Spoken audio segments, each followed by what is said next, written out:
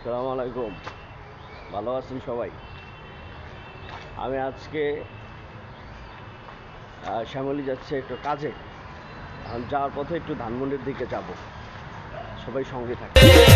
ওই দেখা যায় মাওলার বাড়ি, ওই দেখা যায় মাওলার বাড়ি, ওই দেখা যায় মাওলার বাড়ি, ওই দেখা যায় মাওলার বাড়ি। মনে হয় উড়িয়ার যাইতাম মধ্যে, কিন্তু নদীর